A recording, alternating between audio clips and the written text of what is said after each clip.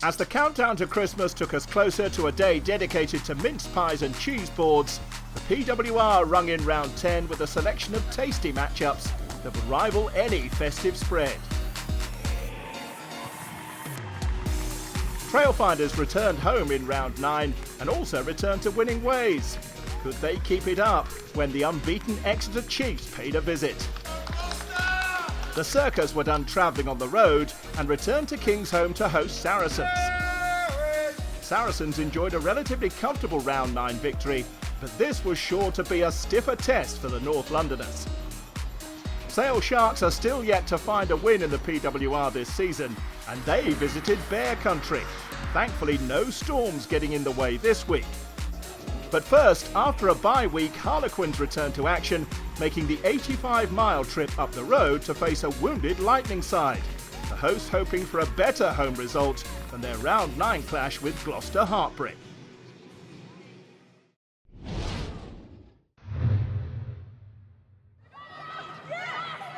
Commentary comes from Claire Thomas. Hibbert Jones straight in at the back, plucks it up, heads off, here comes Cabella! Pulled down just short. Sadia Cabella separated by a couple of blades of Midlands grass from an opening score. They will come again. Hibbert Jones with Cabella in support, but still, there it is, up goes the hand. What a start from Loughborough Lightning. They have had all the ball, all the pressure, all the appetite, and now 5 glowing points to show for it. Connie Powell, 5 tries in counting for the former Gloucester Hartbury hooker. The Red Rose finds Alex Callender, and now Harlequins can get to work, and look at them rumble. Heading in one direction and one direction only, crashing down. That's the score, and Harlequins are running so hot right now. Loughborough making meters. And look at how many white jerseys they've ensnared. And look, Kelter is through! Lightning buffeting and barrelling on the front door of Harlequins when they'd left the cap flap open round the side, and Alef Kelter was away and clear. Lightning hit the front.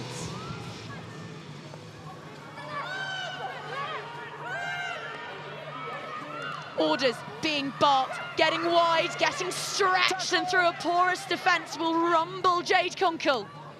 Awkward pass, Kaylee Powell, little inside ball onto the other Powell, this one Connie. Loughborough defending with 14, finding Callender, stretching and squirming, but just about hauled down. Look at all those options around the blind side. So close to the line, surely the dam will burst. Try awarded, and it is Captain Fantastic and birthday girl this week, Jade Kunkel. Advantage. There's an advantage coming Quins' way, and they're 3 metres out now from what would be a 3rd try. Ball swiftly away, ball looks over the whitewash, there's the score. Harlequins have their 3rd, and it's Sylvia Turani rising with the plaudits. Inches away, poking and probing and wondering when the Quins dam might just burst. Hands up here, Quins! Desperate times for Harlequins, doing all that they can and doing it well for now. For now, they stand firm, but there is the score! Sadia Cabella is back scoring tries in the PWR.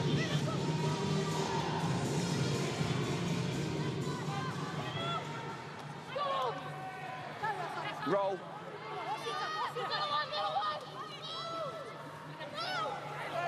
Away.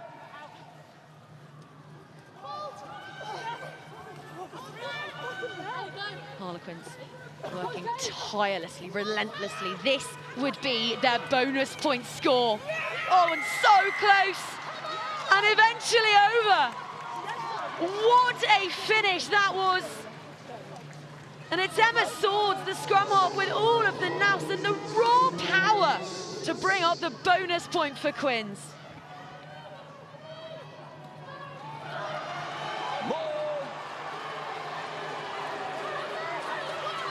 Look at the appetite appetite here. It's furious from Loughborough Lightning. It's Catherine Treader with the bonus point score.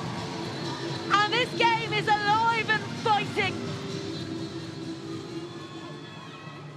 Up to Calendar, the combination we have seen over and over again. Awkward pass there, really exposing her ribs was Kayleigh Powell through the midfield. Jade Conkle with a captain's carry, implausibly still going through 3 4 Loughborough bodies. Tarani still going out there. 73 minutes the loose head has played. She is pure dynamite. And again, crashing over. Harlequins on the ropes. And then Jade Conkle said, don't worry, I got this.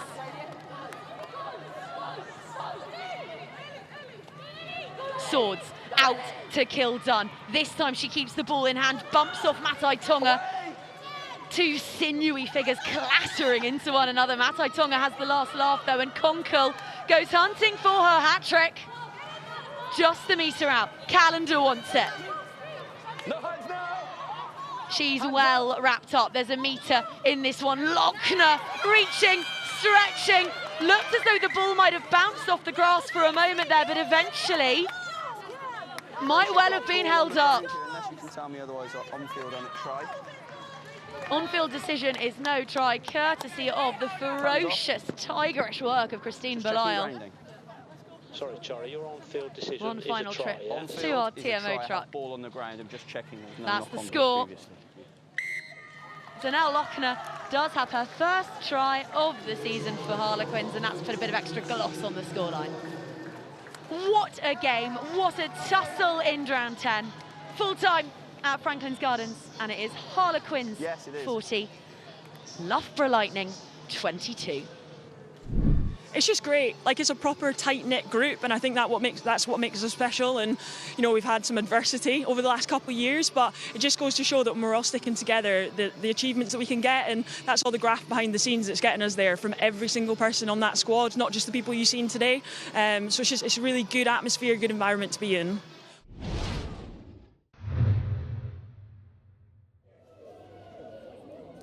After the postponement of their game last weekend, Exeter Chiefs finally got the chance to play their 100th competitive fixture. But Trailfinders were in no mood to give the Chiefs an easy ride on their big day in the capital. Some slick passing sending winger Grace White over for the game's first try after just 90 seconds. A shock for the league leaders, but they soon started to show their power up front, and Hope Rogers crashed through the Trailfinders' defence to level the scores. It was the start of a memorable afternoon for the Exeter prop. But not before the home side showed some muscle of their own. Trailfinders were full of confidence after last week's win over Sale, and hooker Kat Evans peeled off the back of a driving maul to restore their lead. But after that, the Chiefs found another gear, with Rogers leading the charge. She finished off another drive in the corner for her second try. And a few minutes later, she dived over again to give Exeter the lead for the first time in the match. And before half-time, they extended that advantage by showing another side to their game. The ball worked wide for winger Sabrina Poulin to dash over, and the visitors had the bonus point score. They led 22-10 at the break. Trailfinders reduced that deficit quickly in the second half.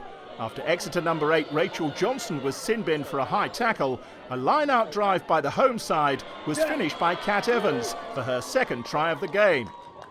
But even when reduced to 14 players, Exeter had too much power, especially from one player. Try number 4 from Hope Rogers kept the Chiefs in control. But it wasn't entirely a one-woman show. Another line-out drive delivered Exeter's 6th try, but not scored by Rogers this time. Instead, hooker Emily Totosi touched down. That effectively settled the contest, but there was still time for the Chiefs to add their most exciting score of the game. They went through the phases before fly-half Liv McGovern broke the line and sent Katie Buchanan over in the corner. The last word went to Trailfinders, with Annabelle Meta snatching the try bonus point with the clock in the red. But it's now 8 wins out of 8 for the Chiefs. Final score, Trailfinders 22, Exeter Chiefs 41.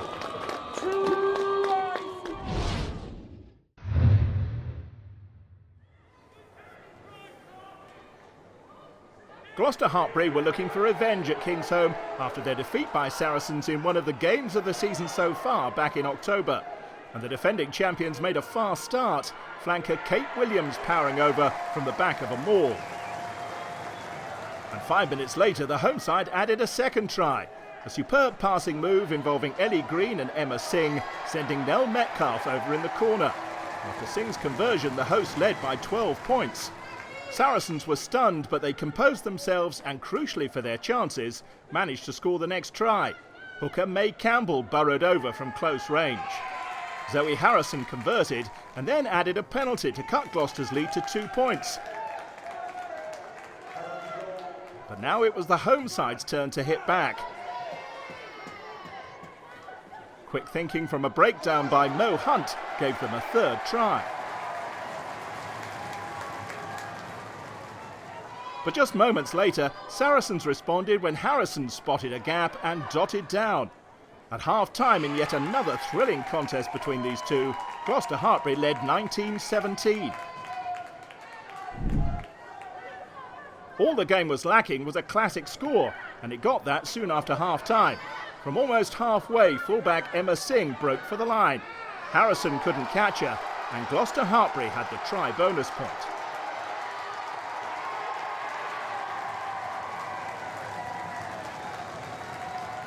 The ding-dong nature of the game continued as Sarries refused to give up. After good work from the forwards, Harrison dashed in for her second score.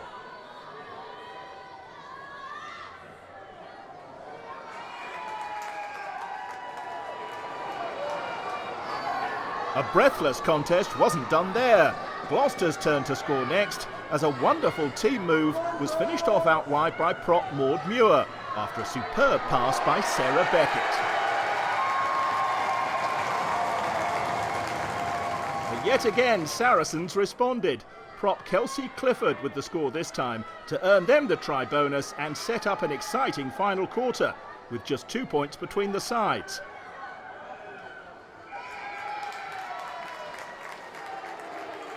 And when it mattered, Gloucester Hartpury showed their power to wrap up a crucial victory. First hooker Neve Jones rumbled over from a maul.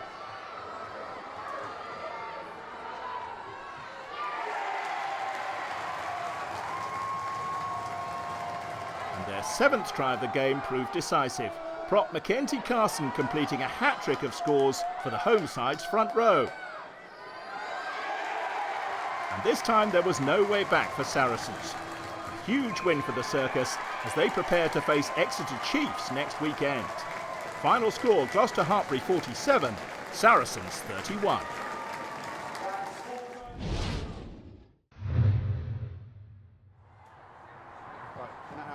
Bristol Bears had won 3 games in a row before last weekend's postponement of their meeting with Exeter. They were keen to regain their momentum against the Sharks, and it took Lark Atkin-Davis just 8 minutes to put the Bears in front. Sale was still searching for their first win of the season, but they hit back impressively.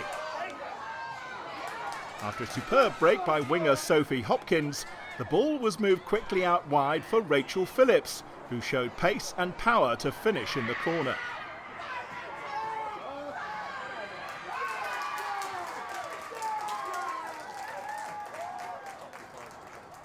But Bristol soon demonstrated some force of their own in the shape of Sarah Byrne. Once she'd broken through the Sale line, no one was stopping her. Impressive pace from the prop forward, and the Bears led again. With that score, they might have expected to pull clear, but instead Sale responded once more.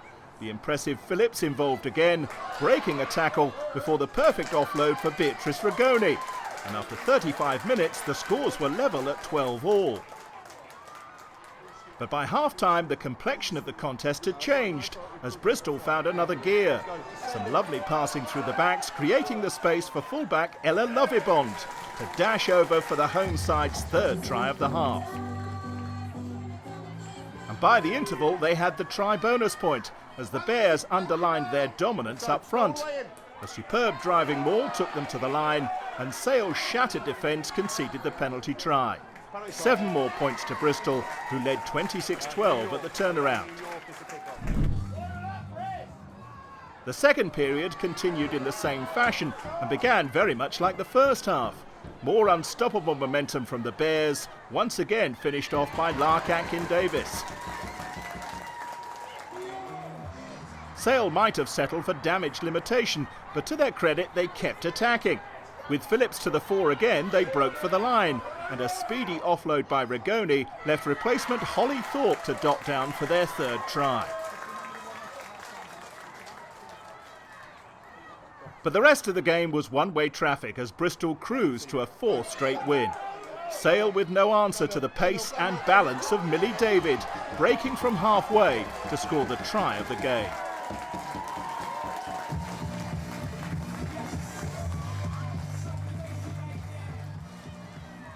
After that, the hosts went back to the pack, rolling their way up to the line yet again.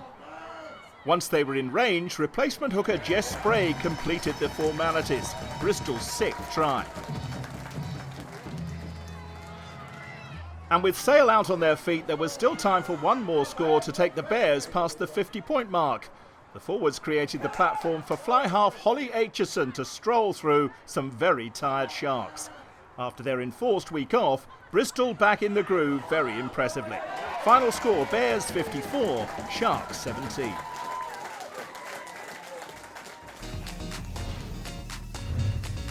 Exeter maintained their 100% record with an impressive win at Trailfinders, while Gloucester Hartpury were ultimately too strong for Saracens. Harlequins also hit 40 points against Lightning, while the Bears topped 50 against the Sharks. The Chiefs still topped the table ahead of Quins, while Gloucester Hartpury swapped places with Sarries. Bristol remained fifth, but 12 points clear of Trailfinders. Sale's search for a first point of the season continues. Round 11 takes place either side of Christmas. Next Saturday, Lightning visit the Sharks, Saracens host the Bears, and the league leaders Exeter face the title holders Gloucester Hartpury. And on the following Saturday, the live game on TNT Sports sees Harlequins entertain Leicester Tigers. We'll be back with all the action, but until then, it's a very Merry Christmas.